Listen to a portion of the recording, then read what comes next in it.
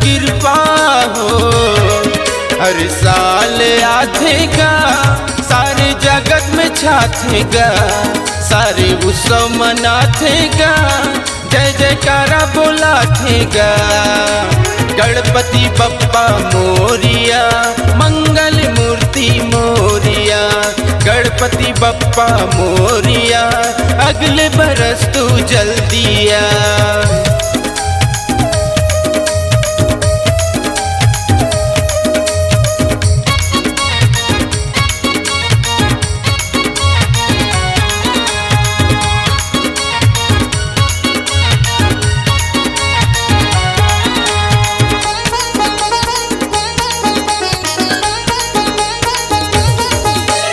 एक दंत दयावंत चार भुजाधारी, माथे पे सिंदूर सोहे मुसवा सवारी।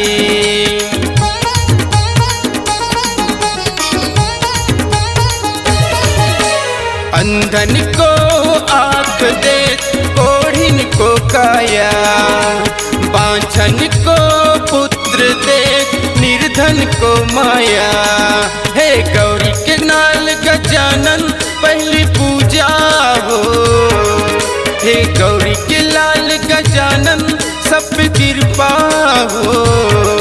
हर साल आथेगा सारे जगत में छाथेगा, सारे उत्सव मनाथेगा, जय जयकारा बोलाथेगा।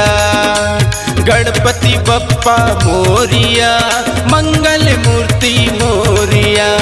गणपति बप्पा मोरिया, अगले बरस तू जल्दी आ।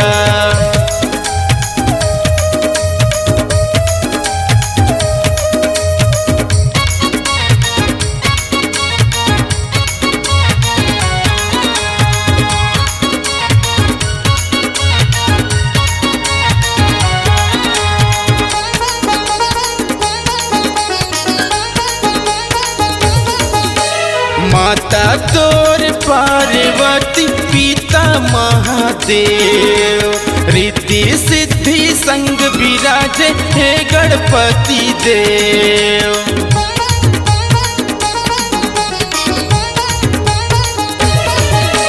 पान चढ़े फूल चढ़े और चढ़े मेवा, लड्डवन के भोग लगे संत करे सेवा। हे गौरी के लाल गजानन पहली पूजा हो।